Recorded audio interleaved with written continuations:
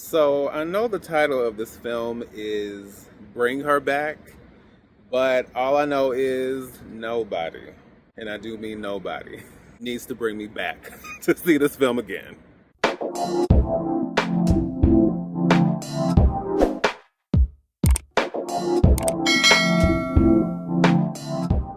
Hey everyone, this is the Movieman, fellow cinephile, popcorn addict, and emerging film critic, coming to you with reliable recaps, reviews, and reactions. And today I'm here to give you my very brief thoughts on the upcoming A24 release, Bring Her Back. Directed by Danny and Michael Philippou, and starring Sally Hawkins, Billy Barratt, and Sora Wong. Story-wise, this film is centered around a brother and sister who find themselves being taken in by a new guardian in the wake of a tragedy, only for them to discover that something is very, very, and I do mean very, wrong with their new home.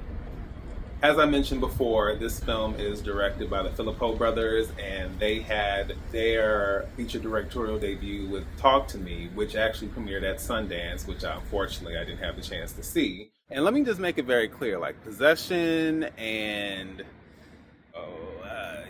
demonic stuff, like all that, all that kind of stuff is not really my jam. So imagine my surprise when, thanks to Sin's Corner and her recommendation and telling me that I would really enjoy this film and that she liked it as well, because she also shares my, lack of appreciation for that subgenre. But she said it would be really solid, and it was. We got a chance to watch that together, and man, I was not prepared at all. So it was so well done, it was so well executed, and so I think, naturally I was intrigued to see what they were going to do next. And I think what I can say first and foremost is that the cinematography and the general direction, the camera work was stunning. There were these very specific moments where with the camera work and the focus specifically, we were seeing in a way through the eyes of our main character, or one of our main characters, who is visually impaired. And I thought that for that to be such a subtle, smaller piece of the cinematography, it really made a big impact. All three of our main actors do an excellent job, but Sally Hawkins, oh man. I mean, it's safe to say that she is the standout here for obvious reasons, but Billy Barrett and Sora Wong are definitely holding up the rear. Just the way that this story works together with the three of them playing off of each other, it's a lot to take on, but they do such a great job.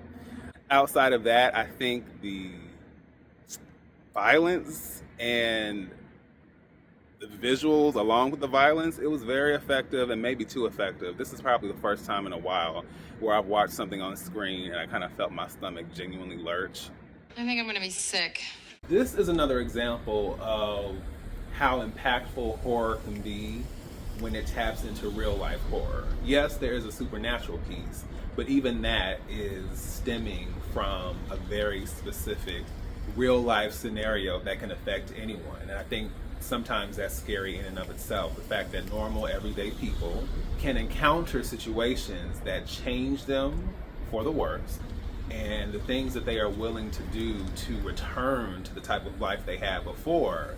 It's understandable in a way, but it's also disturbing, because it's just like you've become this other person and you were trying to recapture something that no longer exists. And so it's like, it's heartbreaking, it's tragic, and it's also scary, because that really could be anyone, myself included. But yeah, I think for the most part, this was a great experience. I would say, even though it's effective, I don't think it quite hit me the same way that Talk to Me did. But when it comes down to it, I do appreciate what the Philippou brothers are doing. And I think in the end, I appreciated the experience. My mom asked me, like, did you like this? And I was like is the wrong word here. But like I said, it's an effective film. It kind of adds to what I appreciate about horror. This definitely makes Pet Sematary look like a fairy tale.